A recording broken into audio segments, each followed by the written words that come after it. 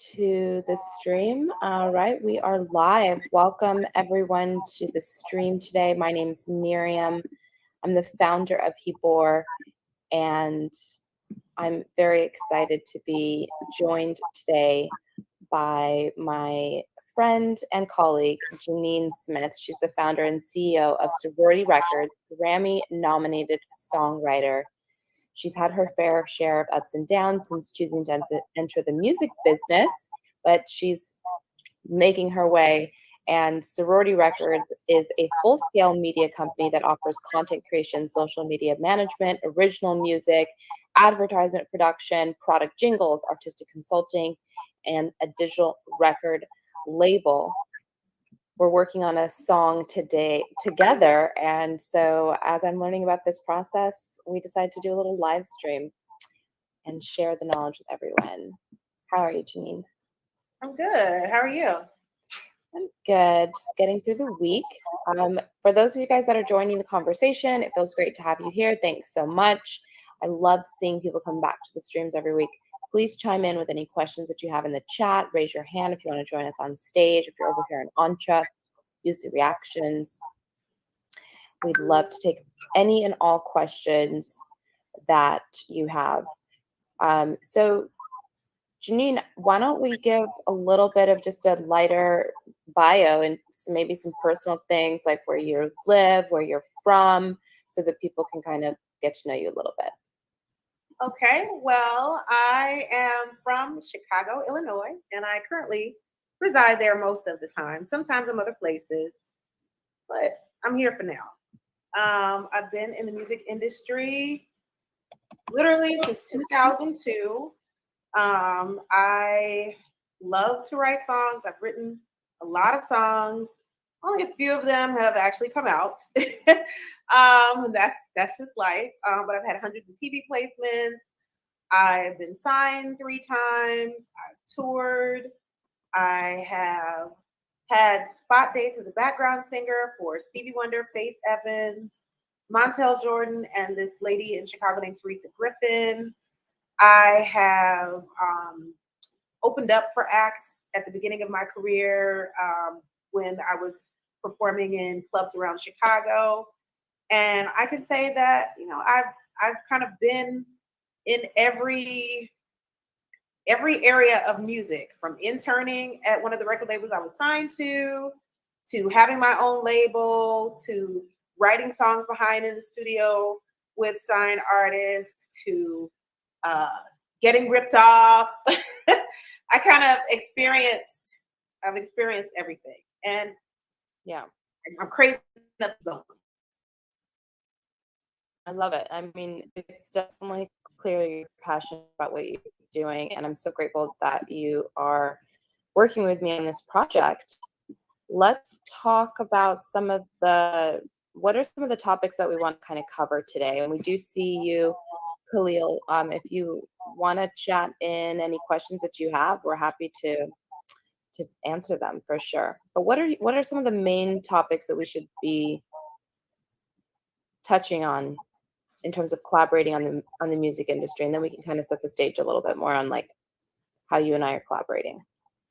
Well, collaboration, we can talk about how to collaborate, how to meet people to collaborate with, what is publishing, what is songwriter share, what is BMI, what is ASCAP.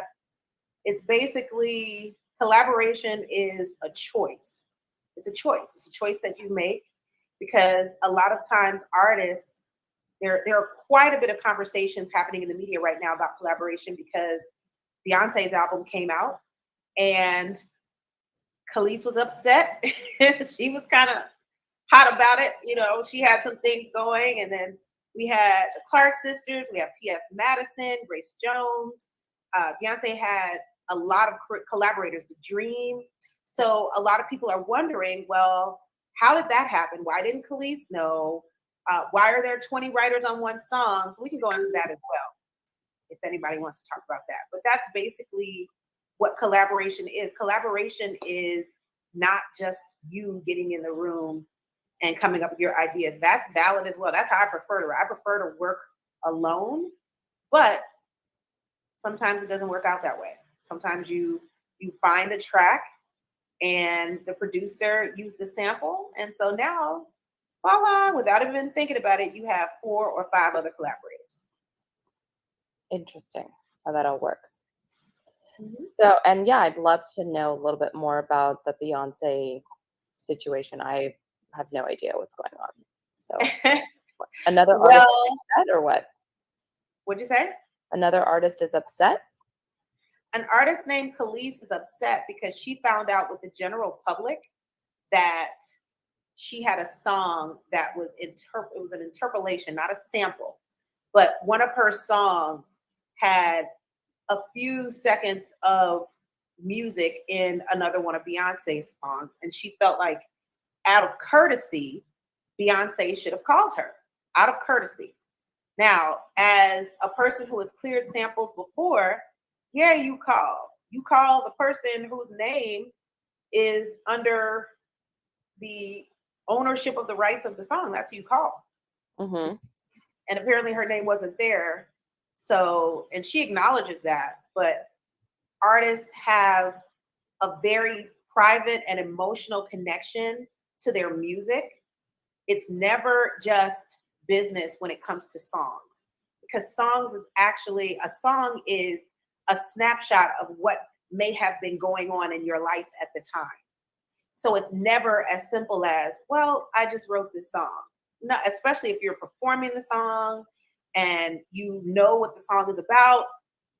A lot of times it's not that simple. It's not just, oh, well, I wrote the song, so I don't care what happens to it. It's never that. There's always an emotional component to an idea or a melody not existing before you put it out. So that's kind of what Khalees is talking about. And I love them both. I love Khalees' music. I love Beyonce's music. I understand where both of them are coming from. However, as a record label owner, as a person who has cleared samples, some things are irrefutable facts. And the people who own the song, that is an irrefutable fact. So what can be done about a fact? You got to just deal with it. So how is it decided who owns a song and all of that? The person who pays for the recording owns the song. The person who pays for the recording owns the song. So if a record label, that's like written down in a law book somewhere, or what? Yeah, it's written in a law book. You can find it. You can look it up. But if I go to the studio and I pay for the session and I have the files of the vocals, I own the song. That's who owns the song. Now, other people can be seen as publishing owners, but as far as how samples are cleared, whoever paid for the recording, meaning the actual sound recording of the song, owns the song. What if I had recorded something in my room or on TikTok Live or something like that, and then somebody went into a recording studio and recorded it? Who owns the song? The person who went to the studio and records it.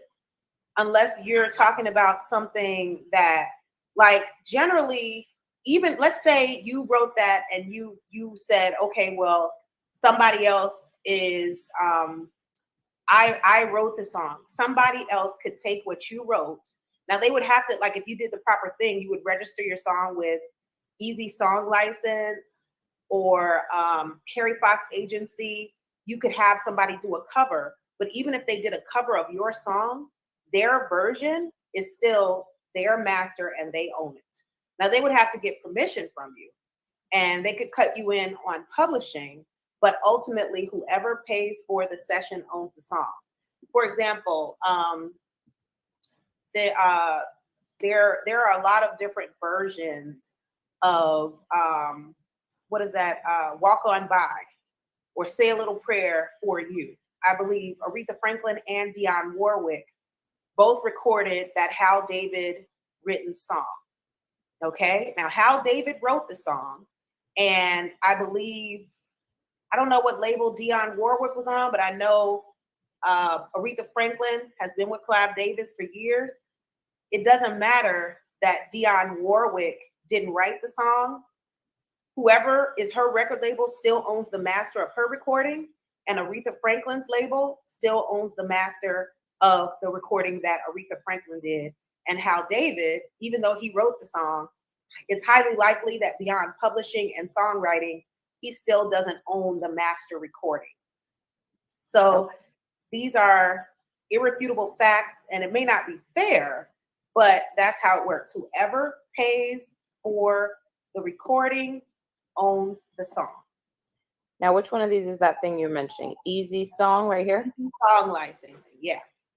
Okay, this is interesting. So if you register your song with Easy Song Licensing, you register your copyright so somebody can cover it, or a person who wants to cover your song could go there and say, hey, I want to record the original copyright to that. That's how, and they would be the mediator to tell how much you want it to be paid, but that's how it works. Get permission to use music. You also, covers are on there somewhere. But yeah, that's how that works. That's how that works. Wild, man. So the music industry is the wild, wild west. Look at how diverse team they are. I'm sorry. I just have to call stuff out when I see it sometimes. Okay, great. So let's drop this in for everybody to grab. easysong.com. You can grab that. Okay, well, so let's back up a little bit. And again, please chime in with any questions that you have. I do apologize for the multiple frames here. We're collabing, we're streaming live over to YouTube and all of that. So good to see you guys over there. Feel free to comment in with any questions you have for Jeanine Smith, CEO and founder of Sorority Records, and the woman who is bringing me my first ever record deal, which we're figuring out what exactly that means for Miriam at this time, because Miriam knows nothing. She's a baby. So you're learning along with me. So Jeanine and I met through a founder support group, I would say, or networking. And we hit it off, connected, and we were doing some give and gets. And then, fast forward, the book that I shared with her for one of the gives, in addition to being the founder of Sorority Records and doing records and music, she also has an animation studio, so you can hit her up for that. So she was going to be doing some animation for Thank You, which let me grab a copy of that actually so people can see the print version.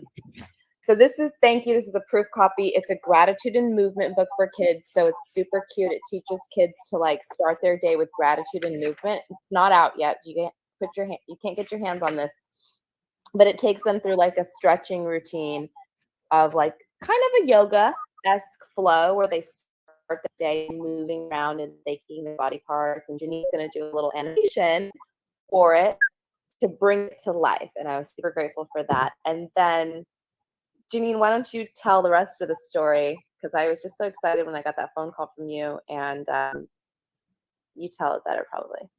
Well, I called Miriam and I said, I wrote a song based on your book, and I think it would be good to add this to the package. Now, we're still going to work on the animation. What people have to understand about animation, that is a very expensive process. It's literally $800 a minute to animate something.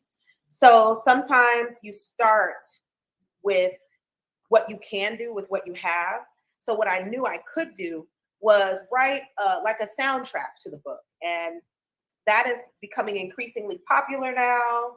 I know that I've been in touch with other people who write books that are also doing music to their books. So it seems like something like, hey, that's a really cool thing. And I really like the concept of Miriam's book.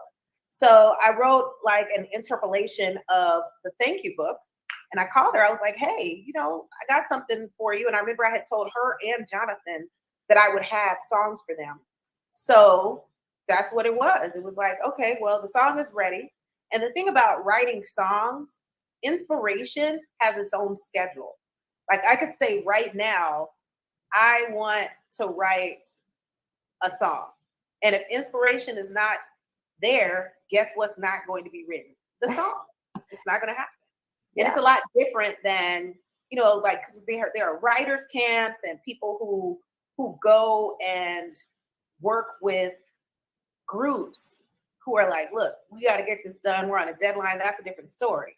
But when you're independent, you write according to the vibe and what happens and what's going on. So the gratitude energy came through. I shared it with Miriam, and we've been moving forward. And right now the song has to be presentable to the public, and it's not. She's heard the song.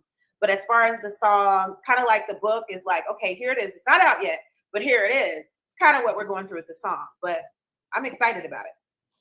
So basically, so once we drop the song, if someone else wants to sing it with their own voice, but they want to use the exact same words that you wrote and the same tune, do they get paid for that and we do not get paid, or what? No, we would get the publishing because they wouldn't be listed as writers on the song. And they could, like once the song goes through the system and is an easy licensing or the MLC and BMI or ASCAP or whichever performance rights organization, they could legally cover the song and they could have their version of it. Yes. Now we would get paid for the writing of the song, and there could be some fee, like when you go through easy song licensing, if somebody decides that they don't want to approach you and talk to you and get a fee or some kind of agreement in place, then that would be copyright infringement. But if the person says, hey, I want to cover the song, and they get something called a gratis license will allow you to use a composition, and as long as the song sells under a certain amount, you're good. Now, once it starts blowing up all over the world and there are a billion spins, well, you're going to pay for that regardless. But as far as fees, most of the time people waive the fees for because it's about the creativity. So if somebody decided that they want to sing thank you, okay. They might change something of it, but the bottom line is the composition is not going to change who owns the composition. But yes, they could very well own the master copy of the song recording because they paid for the recording session. Yes. A good example of this would be Irv Gotti and Ashanti. Irv Gotti owns Ashanti's masters from her first album, all those hits. And what Ashanti is going to do, kind of like what Taylor Swift did, go in the studio and re-record them. So she owns a master recording of the songs. What does that mean? That means that when people go to streaming services, you will see two versions of Foolish. One of them is owned by Irv Gotti. The other one will be owned by Ashanti because she owns that master recording because she went back in and paid for it. And why? Before, because I got some questions on this one, but you also have people chiming in over here on YouTube. Jeanine is amazing. So knowledgeable about the industry. Thank you so much, Artist Hustle, for your comments. Love to see it. Hope you're having a beautiful day. So give a wave to the people on YouTube. Hey. Hi. We're over here on Entre, the fastest fastest growing Web3 professional network and the new way to work. Head over here to Entre and you can connect and network with many people. Michelle Lord is in the audience. Good to see you, Michelle. Amazing artist in her own right. Just released a virtual NFT infused gallery you can walk through. It's beautiful music. Michelle's there virtually telling you, get a cute little avatar of yourself when you get it. And then she's telling an incredible story of where these pieces come from and inspired. So amazing things happening with technology all around, Jeanine.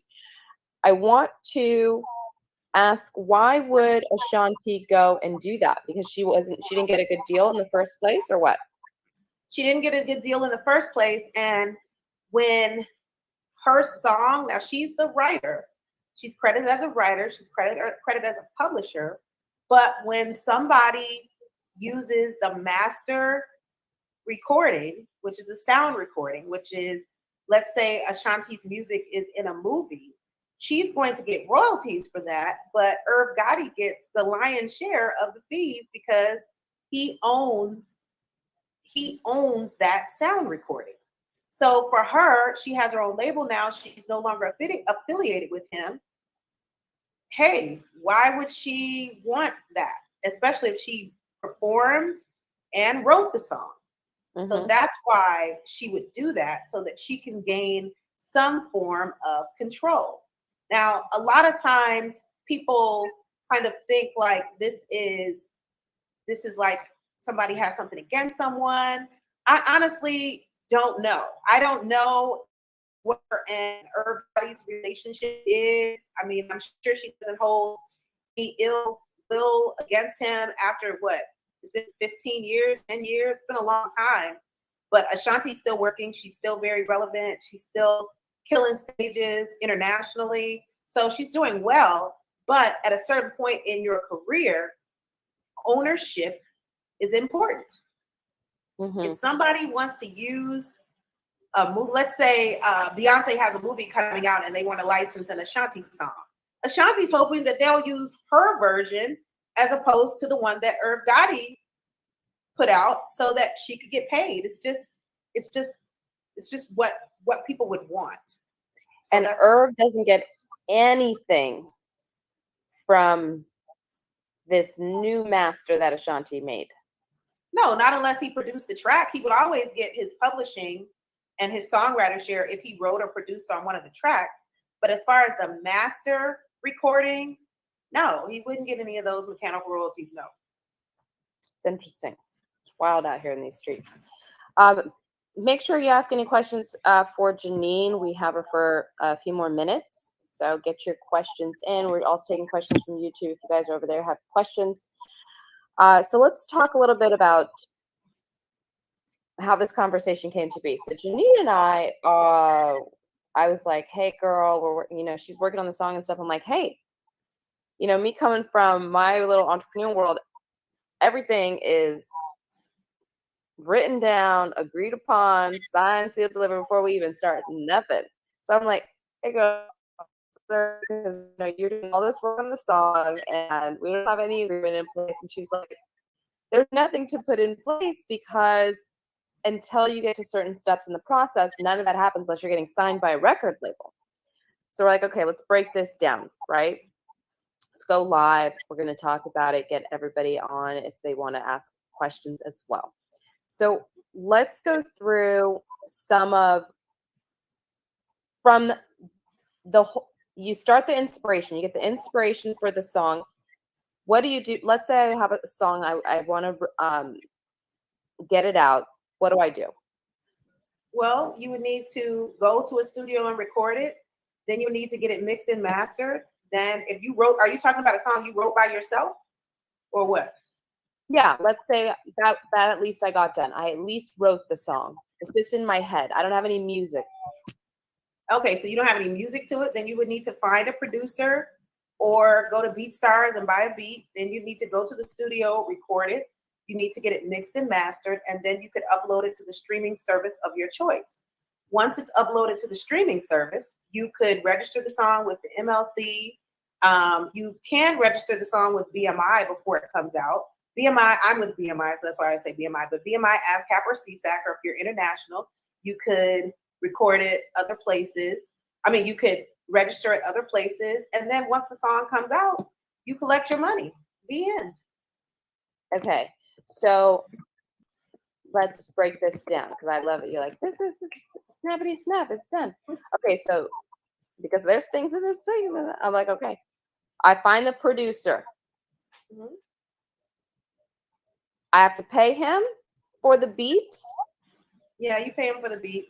Most of the time, if you go to BeatStars, you can either get a membership, him or her, right? You license the beat. You don't necessarily buy, you license the beat unless you pay the larger fee for the exclusive rights, but you license the beat and they take that. And then you have, like, let's say I've spent $100 on a beat. So that means I can distribute up to 100,000 copies. I can make 5 music videos. Like I can, it's like stipulated once you download it, here's what you can do with it. And that's it. You pay them and then you put the song out, you credit them. And if the song goes beyond that, which would be obvious because it'd be on the royalty statement, then You could renegotiate the terms, but ultimately the producers are pretty satisfied because they're still getting royalties. And what don't they own? Even if they made the beat, they don't own the master recording because you paid for the studio session. Okay. So they get what they get and you move forward. But the average going rate of a beat right now is like $50. So they get their flat fee with credit on the song, but they're not getting paid royalties. They might get paid royalties beyond a certain amount. They'll definitely be, if they register with BMI, ASCAP, or CSAC, and you communicate with them, hey, the song is going to radio. Hey, it looks like we're over 1 million streams. I have you registered with BMI, or you can claim the song on the MLC now. It's charting. They can pull in the performance rights organizations and the sound recording organizations and mechanical rights organizations to collect on their behalf. But that's pretty much where they would get their money from royalties. But how much do they get? They get 1/3 of a penny royalties per stream. And this is just a standard? That is standard. That is correct. Depending on the streaming service. The producers, I can't ever say, oh, I want to give them 1/4 of a penny. If you have your own streaming service, you can do what you want. But if you don't own a streaming service, then no, you cannot. So the streaming services decide the percentage that each person gets depending on what their contribution was to the song. Well, actually, no. Congress decided that. Congress decided that. Yeah, and there are all kinds of fights going on right now about why songwriters should make more, but pretty much music, you have different ways to get paid. That's why you see a lot of artists making, we have 160 billion streams on Spotify. I bet you do, because you're getting 1/3 of a penny. You're getting 1/3 of a penny. So it's basically a system that nobody is going to change on their own. Expecting people in the system to change it, that ain't gonna work. So you kind of just have to deal with what it is. You kind of got to accept what it is. That never goes well when you tell an entrepreneur these things. Girlfriend, you are not the first person to have a problem with it. But I can guarantee you that as somebody who is just getting in the business and deciding that you want to change it is admirable. But I don't know what can be done about it. I don't know what can be done about it. I know that it's something that we all deal with. It's just part of it. It's just part of it. So who's making the bulk of the money? The record label. So what if the song doesn't have a record label? Then the artist would make the bulk of the money. Then the artist is, and so that's why a lot of artists these days are like, we're not going with the record label. Why would we? That's correct. Or they become their own record label. They become their own record label. Okay, checkity check. So producer, flat fee, get the credit, 1/3 of a penny. Then I go to the studio, record it.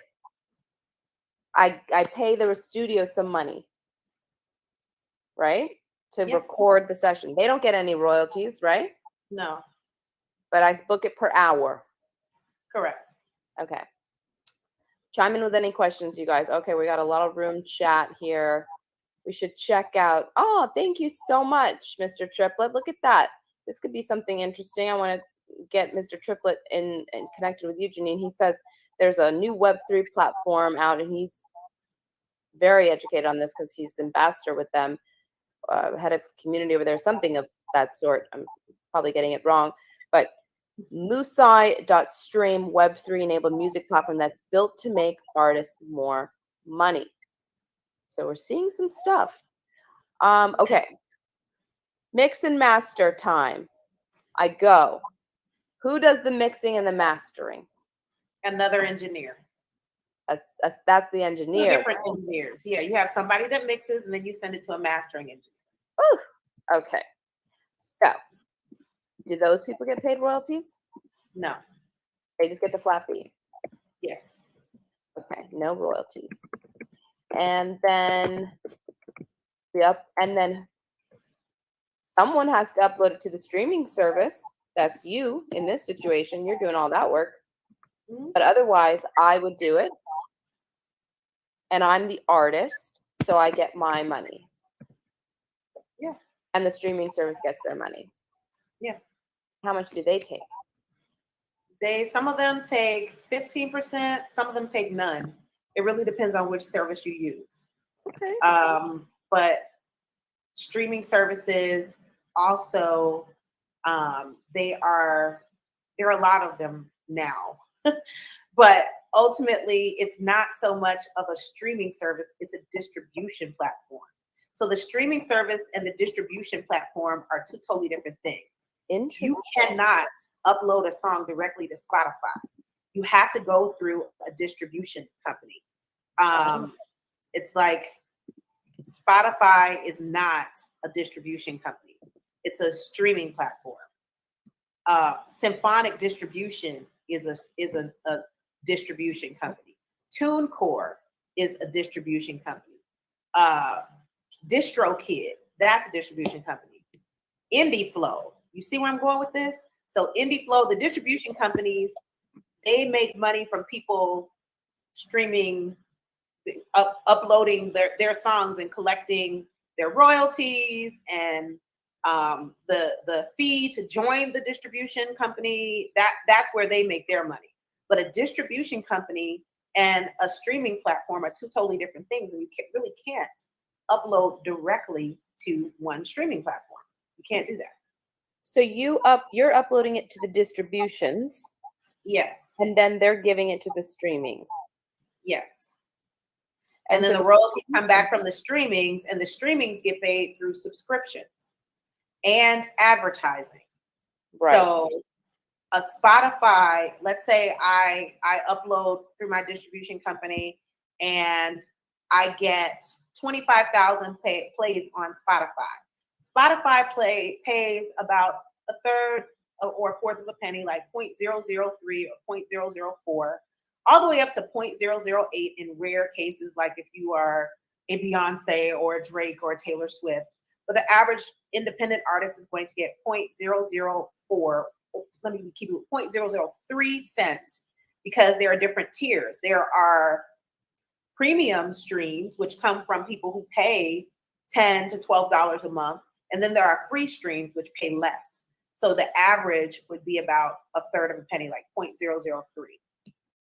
So that's how that works. And they pay your distribution company, and your distribution company pays you. And then you pay your artist, like the splits are already in there. So when that $40 comes in, you'll get your cut, the artist will get their cut.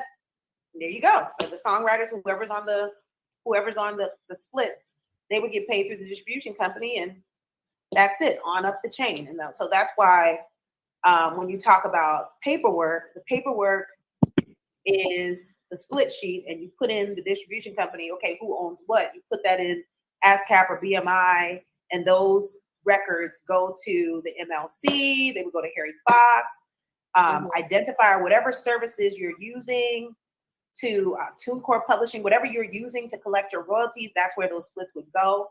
But that's why, I mean, you could complicate things, but the point of a contract, generally when a contract is executed, people expect some kind of money. That's what's expected with that.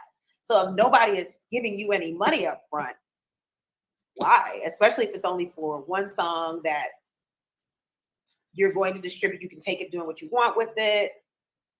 Yeah, it's a pretty straightforward practice.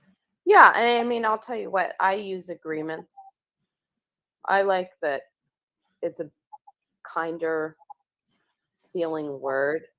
And for me, it's more about like who's doing what in the situation. The distribution company, they take royalties. Sometimes they don't. Okay, so then you register it, and obviously along the way you need to get some artwork done for the album cover. Mm-hmm. So that's another cost as well. That's And correct. then the song gets from the distribution company to the streaming services, and then nothing happens with it unless what? Unless you promote it. Marketing, promotion. Okay, which costs money. Correct. Okay, so break this part down. I think that this part is very important for people to understand. Yeah, you pay for Facebook ads. You do interviews about the song. You try to get the song licensed in film and TV. You get it on playlists. You use it on TikTok. You get people to make Instagram reels with it. You play it in the background. You post it on your social media. And you basically market the song however you see fit. The more money you have, the more exposure the song gets. Okay. That's crazy amount of stuff. The more exposure the song gets. Okay, and so are we gonna do all this stuff? What stuff? What do you mean? Are we gonna, like, we're gonna put it in TikTok? Yeah, eventually. Yeah. Right. That's so amazing. I'm very excited. Calling me TikTok and all over. Okay, well, these are a lot of the questions that I had and wanted to kind of talk through and break down. What questions does the audience have? Chime in. We did get some interesting stuff in here, Jeanine, with the chatter with the Web3. Unfortunately, Tanner Jackson, he works in licensing in the music industry, I assume. Very few, if any, of these Web3 music platforms, Tanner says, are licensed by pros for the right to communicate music. This means right shoulders, right? Right shoulders, is that a music term? Are not getting paid the public performance royalties they are entitled to. Sounds very shaky. I don't like that. Doesn't sound good. Aggregators versus DSPs. You need to tell me what that is. I don't know what that is, Jeanine. Digital streaming platforms. Thank you. Being Spotify, Apple, Tidal, etc. Aggregation being TuneCore, DistroKid, BeatStars, etc. Rights holders, songwriters, producers, publishers. Thank you for that clarification, Tanner. And thanks for coming to the room. And shout out to Mr. Triplet. Great to see everybody who's come in. I really appreciate you guys. Big shout out to Rita from my team. You're amazing. What other things should people be thinking about and knowing? And should we play the jingle for them? You can play it, but it's not ready. You can definitely play it. You're like, definitely play it. So I want to go back to this question. Unfortunately, if any of these Web3 music platforms are licensed by PROs for the right to communicate music, this means right holders are not getting paid for public performance royalties that they're entitled to. Correct. I would have to agree with that. And what I think the Web3 crowd is going to have to accept is you are not going to remove something like DSPs because you don't like the system. Okay? Don't nobody like it. That's why people are lobbying at Congress now. That's why the 100%ers group exists. So when people get together and they say we're going to make an NFT, it's beautiful, but it ain't got nothing to do with the fact that the DSPs are not going anywhere and we are either going to work with them or work against them. But sometimes we are so clever and righteous that we fail to accept the facts. And the fact is, if you upload yourself to a Web3, it is not so that you can get paid through BMI. It's so you can charge $5 for a smart contract of your song. That's what it's about. It cannot, there's no competing with a system that is replacing radio. All right, there's no way that you're going to replace streaming services this fast, because they're literally just having a 10-year run right now. They're just now taking over. But the idea of BMI getting involved with NFTs, Yeah, they're probably not going to do that because the NFT is literally something that is seen as a limited collection. If BMI gets involved, it's because of mass exposure. Something that's supposed to be exclusive, like a Basquiat painting, that's not for public consumption. That's just for you. So I do think the whole Web3 conversation is going to have to accept what role they play in the music industry, because they're not going to take over streaming services and they're not going to compete with radio. So if you want to provide artists a way to charge what CDs used to cost, then do that. But trying to merge with a performance rights organization for streams, it's not a streaming. It's people can go and listen, like SoundCloud. SoundCloud is totally different than Spotify, and they've monetized SoundCloud. You can monetize it, but even I don't think SoundCloud is reporting to BMI. All right, so it's going to have to be a separate mindset, a separate entity. It's not going to exist in the same way that streaming and television and film airplay exist, the same way that CDs are a totally different angle than the streaming services. CDs, you can make more money selling CDs as an independent artist if you have a market than you can from the streaming services. Why? An artist, even if they made $1 per CD, they're probably faring better than a person who is making a third of a penny off of a stream and getting $7 for 1,000 streams. It's a different ball game. So I do think that there is a place for, but we're gonna have to start thinking about why trying to turn it into something that is just like Spotify and expecting PROs to perform with Web3 organizations the way they perform with the streaming services is absolutely unrealistic. You can make more money selling music in this. So this is definitely that's exactly right. 25 NFTs at 1 ETH each, then you can a million Spotify streams. A million Spotify streams might be $4,000. So that's why this whole industry, a lot of people are tired of it. But yes, do your own thing over there, but don't expect them to conform to what you want to do. Right. So we're not making no money off of this song, girl, right? No, not really. Not unless there's a lot of money put into it. Huh? I'm just trying to figure out what's happening here. Okay, great. That's fine. I think the song is still beautiful. We're gonna play it for you guys. This is very raw.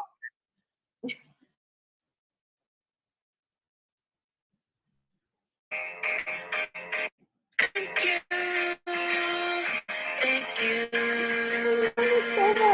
Start the day with gratitude. Don't forget to say thank you. Thank you. Thank you. Thank you. Thank you to my eyes for helping me see. Thank you to my nose for helping me breathe. Thank you to my mouth for helping me speak. Thank you to my brain for controlling everything. Thank you to my arms and both of my hands. I can wave high or clap when I dance. Thank you to my legs and my toes and my feet. I'm grateful I can skip when I walk down the street. I'm thankful for all you do. You work together to help me move. I'm so happy when I start my day. I got a big smile on my face. Thank you. Thank you. Listen. Start the day with gratitude. Jeanine, it's so catchy. The kids are gonna love this. I love it so much. I see this thing picked up by major players, and that's where the money comes from. That's where the money comes in. That's how it works. And I think we just have to be hopeful, and that's why the process of making sure the sound quality of the song is up to par, that's how you get it. Because when you're releasing music, It's all about, okay, does it sound like it could play in a movie theater? Does it sound like it could play on TV? It's not just the song, it's like all of the work. And I will say this, engineers do get plaques. They do get recognized.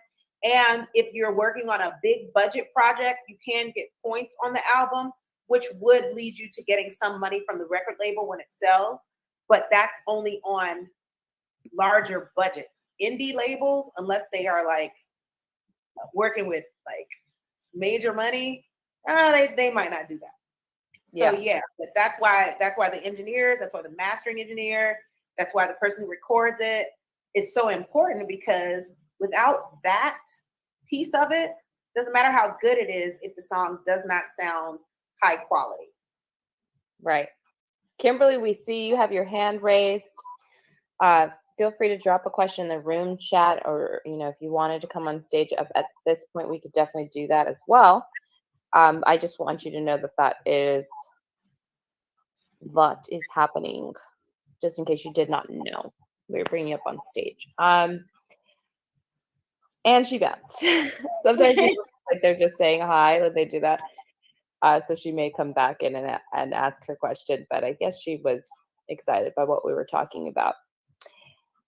So very good. I'm very satisfied. I'm very excited.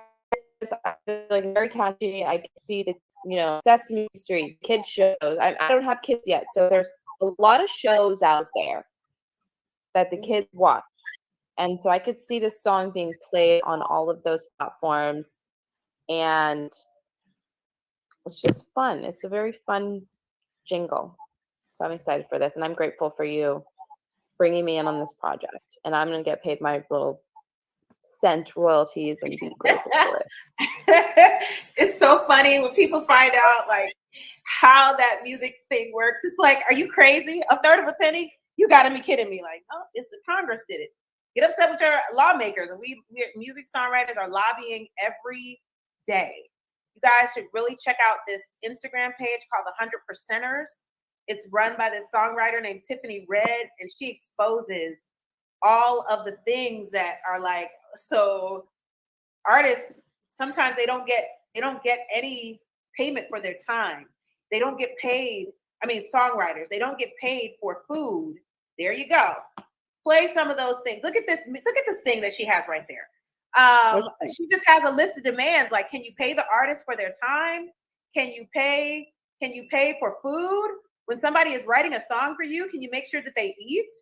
I mean, some of this stuff is like really wild to learn. And you're like, the music industry is a wild, wild west. Yeah, because it's like, it's never about the songwriter. It's about the artist or the label or whatever. But it's definitely songwriters are fighting a fight to change the percentage that they have to give up.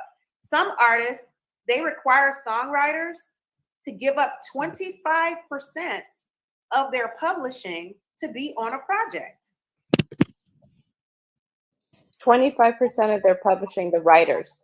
Yeah. So there somebody takes, so imagine you have a sandwich and somebody takes a fourth of the sandwich away, and then there are 10 other people. Okay? 10 other people that have to eat off of that sandwich. And they're each giving up 25% too. So what does that say about the system? What does that say? It says that we have a long way to go. We have to find alternative ways to, why wouldn't artists self-produce? Exactly. Artists are self-producing now.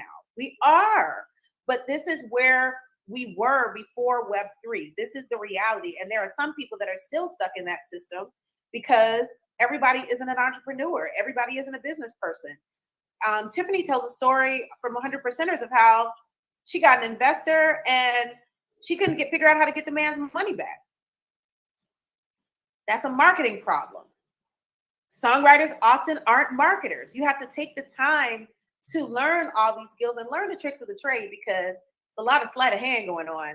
But ultimately, this industry has to be clear that you're not going to get somebody who thinks that they should be able to pay you a third of a penny to evolve. You're not going to get them to evolve.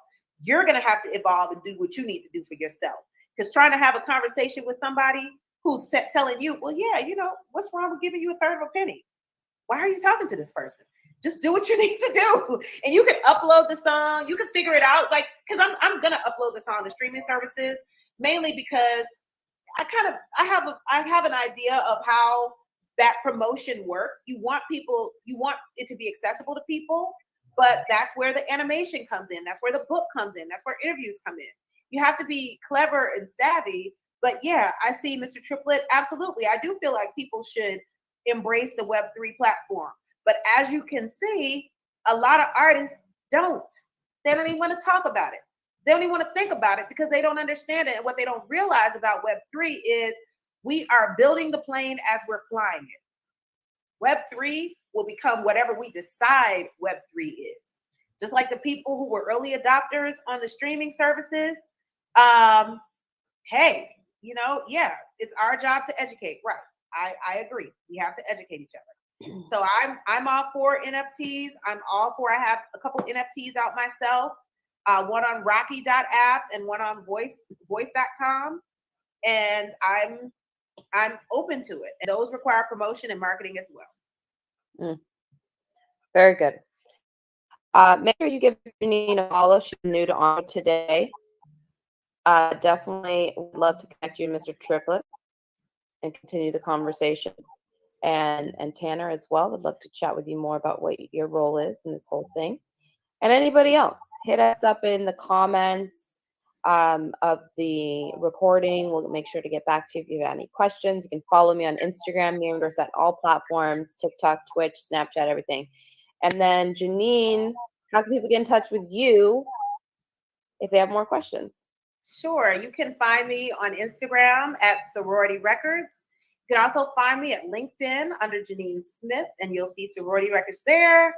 My website is SororityRecords.com. My Twitter is Records Sorority. And if you'd like to email me, you can email me at CEO@SororityRecords.com. Love it. And love all of you guys. Don't worry, we're going to get this music industry back on track to support us. I know my boy, you really, girl. So you serious? Y'all really split? Let's get a whole nother set of problems on the plate. But we just gonna add it to the list, take things off one by one. Yes. We'll get there. Progress. Yeah, we'll get Love you guys all. Beautiful day. Beautiful life. Take care. Bye. Bye.